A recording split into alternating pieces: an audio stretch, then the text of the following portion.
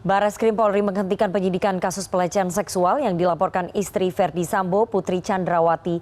Setelah gelar perkara, Barreskrim Polri tidak menemukan adanya tindak pidana pelecehan seksual yang dilakukan Brigadir Yosua kepada istri Verdi Sambo. Dengan adanya keputusan Barreskrim Polri, maka Lembaga Perlindungan Saksi dan Korban atau LPSK turut menolak permohonan perlindungan yang diajukan Putri Chandrawati. Untuk membahasnya lebih dalam, kita sudah terhubung melalui sambungan Zoom dengan Wakil Ketua LPSK, Manager Nasution, dan ada kuasa hukum istri Verdi Sambo, Patra M. Zain. Selamat sore, Bang Patra. Assalamualaikum warahmatullahi wabarakatuh. Selamat sore, Mbak Rifana. Dan selamat sore, Pak Manager. Selamat sore, Pak Manager.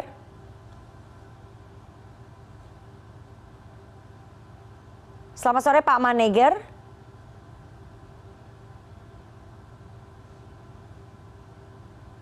Oke, tampaknya kita mengalami kendala komunikasi dengan Pak. Halo. Pak Manager, sudah mendengar suara saya? Sudah. Oke, Pak Manager, saya mau langsung tanya ke Anda. LPSK menolak permohonan perlindungan terhadap istri Verdi Sambo, Putri Chandrawati. Apa alasan LPSK menolak permohonan tersebut, Pak Manager? LPSK menerima permohonan itu kan tanggal 14 Juli yang lalu. Lalu LPSK melakukan permintaan keterangan, kemudian asesmen dengan bersurat kepada UP. Kita bersurat 3 kali. Surat pertama beliau belum berkunjung ke LPSK dengan alasan bahwa secara psikologis belum memungkinkan. Kemudian LPSK bersurat lagi, kemudian dihadiri oleh kuasa hukum sambil membawa hasil asesmen psikologis dengan membawa juga 2 psikolog ke LPSK.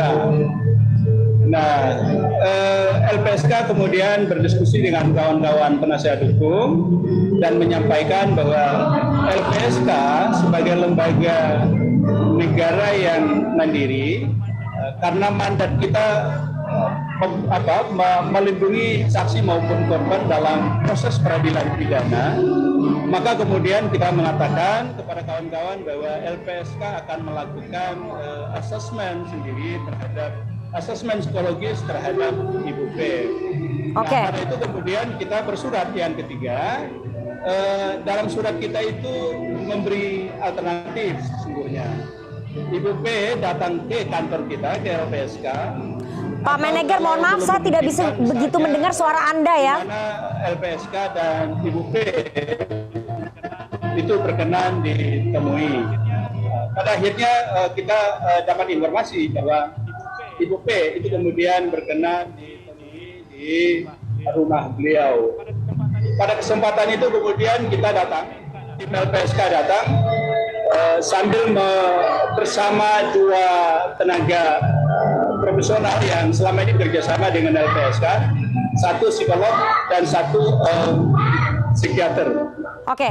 Kemudian kita sudah berdiskusi dengan 2 tenaga yang membantu kita, 2 tenaga profesional itu.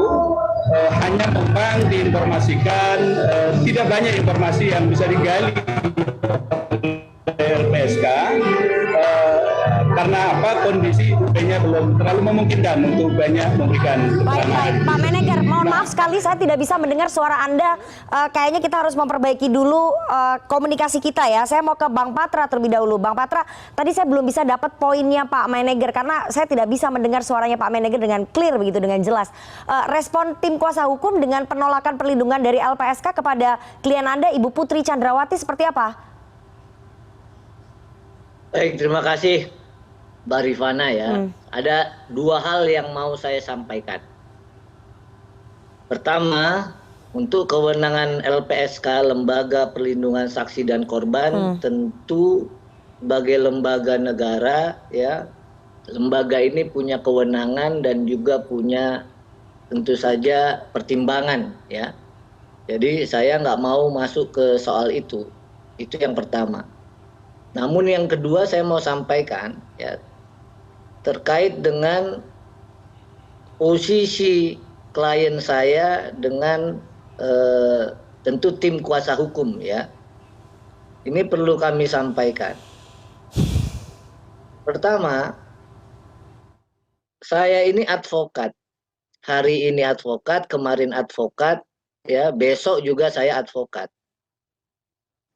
Karenanya yang perlu saya sampaikan adalah hubungan antara advokat dengan klien adalah hubungan kepercayaan, ya. Trust worship. Karena hubungan kepercayaan ini, maka klien menyampaikan kepada kami bahwa telah terjadi ya apa yang disebut perlakuan kekerasan seksual, pelecehan dan ya pencabulan tadi. Nah, oleh karenanya tentu dugaan ini dilaporkan ya. Kenapa dilaporkan? Itu tadi Pak Rifana. Karena hubungan klien dengan hubungan klien advokatnya itu kita terikat yang namanya courtesy, reciprocal trust ya, kepercayaan timbal balik dan respect, rasa hormat. Klien Anda begitu ya Pak Patra ya? Bukan soal percaya atau nggak percaya ini ya. Memang advokat itu diikat ya dengan apa yang disebut dengan prinsip kepercayaan timbal balik begitu. Soal percaya atau tidak percaya itu ya nanti faktanya akan diuji. Itulah gunanya adanya penyidikan ya. Gunanya ada nanti proses peradilan ya. Tapi yang mau saya sampaikan adalah hubungan antara advokat dengan ya kliennya itu hubungan rasa hormat, respect, hubungan apa yang disebut dengan courtesy, kesopanan, dan hubungan kaitannya dengan reciprocal trust, hubungan kepercayaan timbal balik begitu. Bang Patra, artinya Anda tidak masalah, Anda dan klien Anda tidak masalah ketika LPSK tidak memberikan perlindungan begitu ya kepada Ibu Putri Chandrawati, karena sekali lagi itu nanti akan dibuktikan dalam proses persidangan. Anda ingin mengatakan begitu, tidak masalah bahwa LPSK menolak permohonan perlindungan? Itulah yang saya sampaikan, karena saya ini ya terlibat dulu membentuk undang-undang, kasih masukan LPSK ini sebelumnya. Maka saya bilang saya tidak mau mencampuri ya lembaga negara ini. Kenapa? Tentu punya kewenangan dan punya pertimbangan begitu, Mbak. Ya. Baik. Saya mau ke Pak Menegar. Pak Menegar, apakah kemudian sejak awal LPSK meyakini bahwa sebetulnya Ibu Putri Chandrawati ini tidak memerlukan perlindungan dari LPSK karena tidak ada pelecehan seksual di rumah dinas di TKP pada tanggal 8 Juli seperti yang dilaporkan? Ibu P ini kan mengajukan permohonan ke LPSK itu tanggal 14 Juli yang lalu. Lalu kemudian LPSK itu melakukan upaya kepada Ibu P. Pertama, beliau tidak datang karena kondisinya belum memungkinkan. Surat kita yang kedua datang, tapi yang datang adalah kuasa hukum dari Ibu P sambil membawa 2 psikolog yang melakukan asesmen terhadap Ibu P. Oleh LPSK kita sampaikan ke kawan-kawan penasihat hukum Ibu P bahwa sebagai lembaga negara kita akan melakukan asesmen sendiri. Kemudian kita bersurat yang ketiga. Yang ketiga itu kita menyatakan boleh datang ke LPSK kalau kondisi memungkinkan atau ada kesepakatan di tempat tertentu yang nyaman dan kemudian LPSK bisa datang. Maka terjadilah pertemuan pada surat kita yang ketiga itu. Kita membawa 2 tenaga profesional, 1 psikolog dan 1 psikiater. Dari informasi yang disampaikan ke kita oleh 2 tenaga ini, memang diakui masih ada kesulitan untuk berkomunikasi. Belum banyak informasi yang bisa didapatkan. Tetapi bagaimanapun LPSK terus melakukan analisa terhadap terpenuhi atau tidaknya persyaratan. Mbak, sampai sekarang LPSK sedang melakukan pemeriksaan mendalam. Keputusan diterima atau tidak permohonan Ibu P sebagai terlindung LPSK itu secara resmi akan kami putuskan dalam sidang Mahkamah Pimpinan LPSK esok, Senin. Oke, baik. Jadi artinya sampai belum ada. sekarang Oke. LPSK secara kelembagaan belum memberikan keputusan kelembagaan. Oke. Mohon dicatat LPSK baru besok akan melakukan sidang dan memutuskan diterima atau tidaknya permohonan Ibu P. Baik, Suara kedengaran, Mbak? Artinya, Oke. sebentar Pak Menegar, artinya LPSK Ya. belum memutuskan apakah akan menolak ataupun menerima permohonan perlindungan terhadap Putri Chandrawati. Yang ingin saya tanyakan, apakah kemudian dengan gugurnya yang disampaikan oleh Barreskrim Polri kan sudah menggugurkan laporan pelecehan seksualnya. Apakah kemudian ini berarti LPSK menilai tidak ada pelecehan seksual juga yang dialami oleh Ibu Putri? Sama seperti Barreskrim? Iya, Mbak. Karena LPSK tentu mandatnya pada proses peradilan pidana, maka juga besok yang menjadi pertimbangan kami, salah satu persyaratan untuk diterima tidaknya permohonan jadi terlindung itu kan sifat pentingnya keterangan. Sifat pentingnya keterangan, apakah yang bersangkutan punya keterangan penting nggak kalau ada proses hukum? Apakah ia sebagai saksi atau sebagai korban? Begitu ya.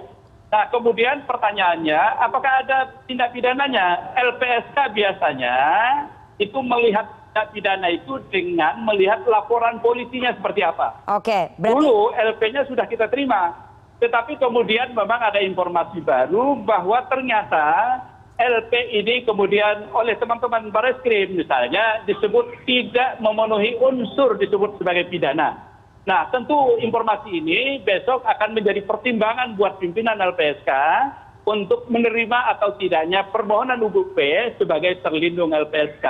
Jadi itu salah satu, Mbak, yang kita pertimbangkan di samping hasil asesmen yang dilakukan oleh psikolog dan psikiater yang kita tugaskan. Baik. Begitu, Kalau berkaca pada kasus-kasus sebelumnya yang ditangani oleh LPSK ya Pak Meneger, biasanya kalau kasus hukumnya kemudian digugurkan oleh Polri, oleh penyidik, apakah LPSK tidak bisa kemudian memberikan perlindungan kepada yang bersangkutan? Kalau dilihat kasus-kasus sebelumnya kan itu berpegang pada hasil dari penyidikan. Kalau pertama itu memang harus ada tindak pidananya. Oke. Kalau tidak ada tindak pidana, maka LPSK tidak punya mandat. Karena LPSK itu, Bang Patra sebagai orang yang ikut menyusun peraturan dari dulu itu, ya mandatnya memang pada tindak pidana. Tindak pidana pun tertentu, gitu loh.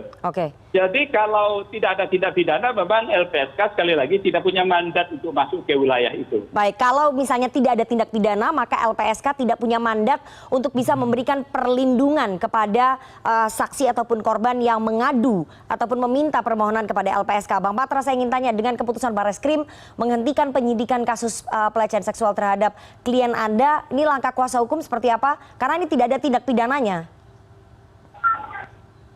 Begini ya, pada saat ada yang namanya laporan pidana, ya, tentu kewenangan itu ada di penyelidik maupun penyidik, begitu. Nah, dalam hal ini sekarang penyidik menyatakan kesimpulannya atau hasil dari penyidikannya.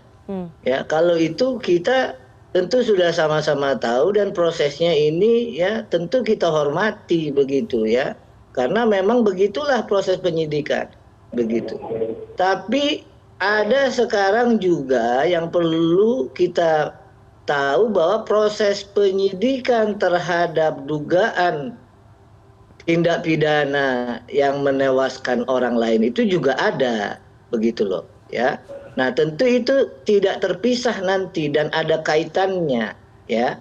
Nah, terkait dengan laporan ini, tentu saja kan yang kita pegang adalah prinsip tadi, ya, tidak hanya trustworthy antara klien dengan advokat, tapi advokat juga ada hubungan trustworthy, kepercayaan dengan profesi lain, Mbak Rifana. Oke.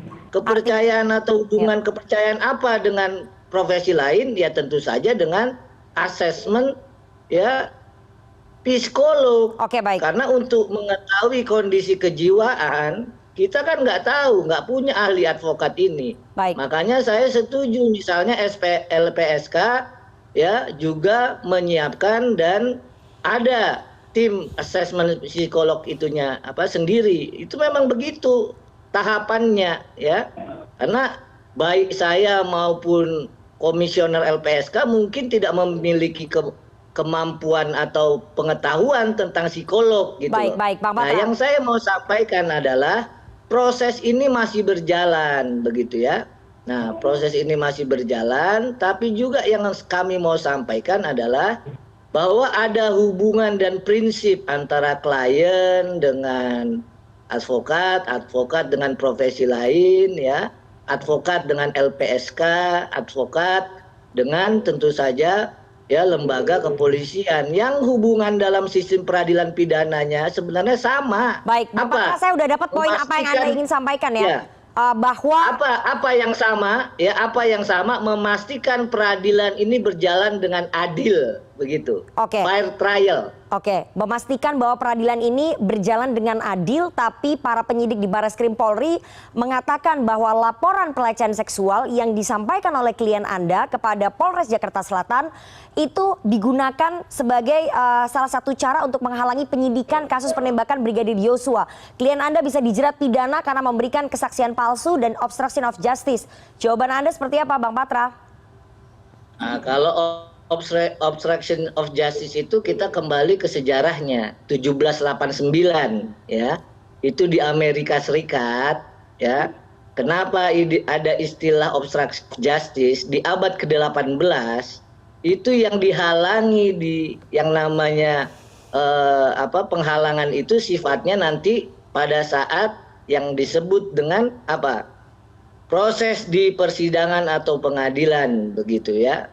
Karena kalau kita lihat dari arah obstruction of justice, tentu saja hal-hal yang dinilai itu bisa mempengaruhi baik penyidik, baik penuntut umum, termasuk advokat, ya bisa dihalangi ya untuk mengetahui kebenaran materialnya begitu loh. Oke. Ya, itu yang disebut dengan obstruction of justice. Kenapa? Karena undang-undang yang dibuat pada waktu itu adalah Undang-Undang Kehakiman tahun 1789. Bang Patra, jadi poinnya sifatnya adalah ini ya nanti dalam kemudian proses pengadilan dan prosesnya. Oke, poinnya adalah bagaimana kemudian tim kuasa hukum mengantisipasi jika klien Anda, Ibu Putri Chandrawati, kemudian terjerat pidana karena dianggap melakukan obstruction of justice, memberikan keterangan palsu karena kasus pelaporan pelecehan seksualnya ini dianggap gugur dan tidak ditemukan tindak pidana. Itu dianggap menghalangi penyidikan dari kasus penembakan Brigadir Yosua. Langkah antisipasi dari kuasa hukum bagaimana supaya klien Anda tidak terjerat pidana? Kami ini hanya menyampaikan ya kita itu mengikuti proses hukumnya. Jadi dalam kaitan ini tentu ya advokat ini bukan menyalahkan yang benar membenarkan yang salah, bukan, tetapi ya kita mau hak hukum klien kami itu dipenuhi. Kita mau proses pengadilannya ya itu adil, fair trial, begitu Mbak. Oke, tapi pertanyaan saya, jadi langkah antisipasinya selain memastikan bahwa itu fair trial di pengadilan apa? Karena ini berpotensi sekali loh, klien Anda itu terjerat obstruction of justice, terjerat pidana, Bang Patra? Bagaimana kita bisa bilang bahwa yang dialami seseorang itu ya, itu tidak dialaminya? Bagaimana kita bisa bilang? Ya, makanya ada proses yang namanya penyelidikan dan penyidikan. Ya, begitu loh. Nah, sekarang proses penyidikannya sudah disampaikan bahwa ada pertimbangan, ada penilaian. Kalau kami hormati seperti itu, ya, termasuk kami menghormati LPSK yang juga prosesnya tengah berjalan begitu loh. Tapi yang saya mau sampaikan adalah tugas advokat yang utama hanya dua. Memastikan hak hukum klien saya ini dipenuhi dan juga memastikan persidangan nanti ya pengadilan itu berjalan secara adil. Baik. Fair trial itu aja. Oke, saya mau ke Pak Maneger. Pak Maneger, ini kuasa hukum tidak memberikan dengan jelas ya apa kemudian langkah antisipasinya kalau kemudian status dari kliennya, status dari istri Verdi Sambo ini bisa berubah. Tapi menurut Pak Maneger dengan gugurnya kasus pelecehan seksual ini tidak ditemukan adanya tindak pidana, malah berpotensi bahwa Ibu Putri Chandrawati ini bisa dijerat pidana dengan obstruction of justice. Statusnya Ibu Putri ini menurut LPSK bisa berubah nggak? Mbak dan Bang Patra, LPSK itu akan memeriksa hal dalam persidangan besok. Pertama, apakah beliau dengan kondisi terakhir ini punya keterangan penting nggak kalau ada proses hukum? Itu ditentukan apakah beliau ini punya legal standing nggak? Dia korban atau dia saksi atau apa? Apakah ada pidananya apa tidak? Itu yang besok kami diskusikan. Nah yang kedua, apakah ada ancaman terhadap yang bersangkutan apa tidak? Yang ketiga yang kami akan periksa itu soal catatan kesehatan beliau dan kemudian catatan psikologisnya. Nah ini kami dengarkan dari satu psikolog dan satu psikiater yang kemarin melakukan asesmen terhadap Ibu P. Lalu yang keempat kami akan memeriksa soal rekam jejak yang bersangkutan apakah pernah melakukan kejahatan apa tidak. Nah dari empat inilah kemudian nanti LPSK kemudian akan memutuskan, oh ternyata Bu P memenuhi syarat atau tidak memenuhi syarat. Kalau tidak memenuhi syarat alasannya apa? Nah itu kami tentu akan membuat rekomendasi khusus dan insya Allah besok setelah kita melakukan sidang Mahkamah Pimpinan, kita akan umumkan kepada publik apapun hasil keputusan LPSK. Oke, saya mau ke Bang Patra lagi. Bang Patra, itu tadi sempat disinggung sebetulnya oleh Pak Maneger untuk syaratnya ya. Salah satu persyaratannya pada saat memberikan keterangan ini apakah Ibu Putri ini berada di bawah tekanan. Saya ingin tanya pada saat klien Anda melaporkan ke Polres Jakarta Selatan bahwa Ibu Putri mengalami pelecehan seksual yang dilakukan oleh Brigadir Yosua, ini atas kesadaran sendiri atau suruhan suaminya? Jangan dijawab dulu Bang Patra, kita harus jeda terlebih dahulu. Tetap bersama kami di CNN Indonesia Newsroom.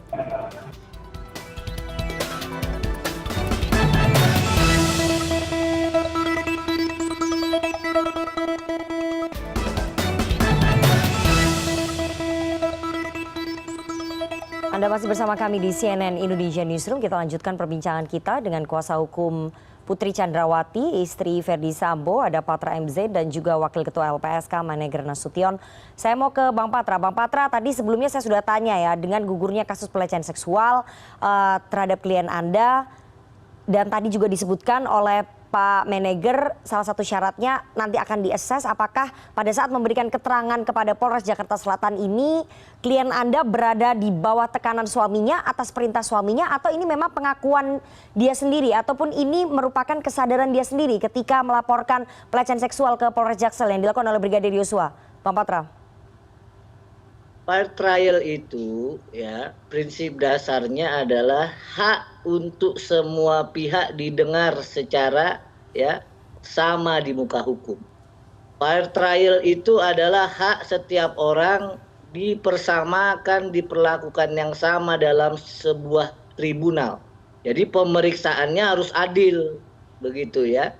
Nah, kalau ada pertanyaan-pertanyaan yang seperti itu ya, kita tunggu aja nanti di persidangan, begitu loh ya. Nggak perlu kita perdebatkan sebelum persidangan. Kenapa? Karena bentuk dari pernyataan apapun bisa merugikan ya dan maupun menguntungkan, begitu. Nah, tetapi dalam proses fair trial tadi yang saya sampaikan, apapun pertanyaan yang terkait dengan peristiwa itu dapat ditanyakan nanti sama penuntut umum ya, dan itu yang saya sebut dengan ya kembali lagi peran advokat ini memastikan hak hukum klien terpenuhi dan juga proses peradilan yang adil, begitu ya. Oke, proses peradilan yang adil nanti ditanyakan saja begitu ya di persidangan. Tapi ini sudah memicu ataupun menyita perhatian publik, bahkan Presiden Jokowi juga sampai mengungkapkan 4 kali begitu ya warningnya agar kasus ini dibuka seterang-terangnya, karena kesaksian dari klien Anda merupakan kesaksian kunci yang bisa membuka kotak Pandora terhadap kasus ini. Jadi saya ingin tanya sekali lagi, laporan Putri Chandrawati ke Polres Jakarta Selatan itu atas perintah suaminya atau kesadaran dirinya sendiri, Bang Patra?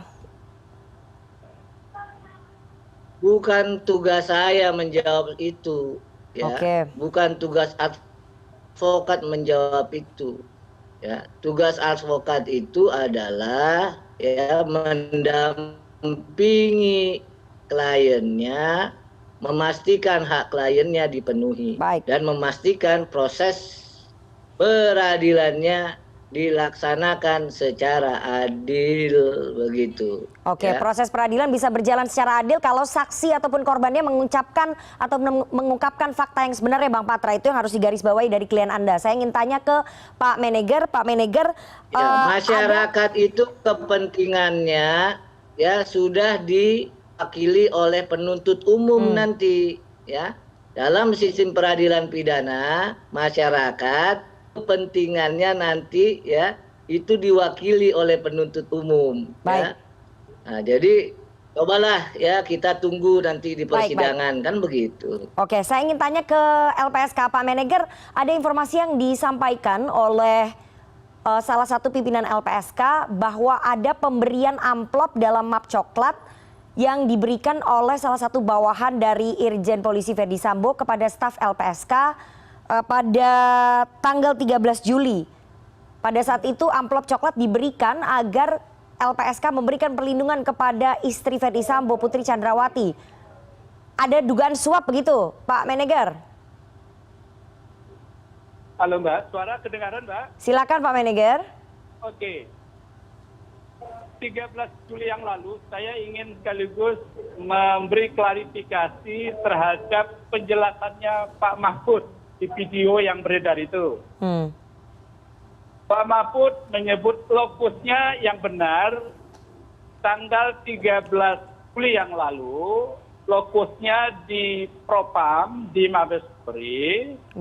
LPSK mendatangi, berkomunikasi, bertemu dengan Bu P. Ada 2 staf kita. Begitu selesai dengan P, salah satu staf kita sholat. Kemudian yang satu lagi nunggu. Waktu staf kita nunggu, ada seseorang dengan pakaian seragam hitam membawa satu map yang isinya ada 2 amplop mau diserahkan ke staf kita.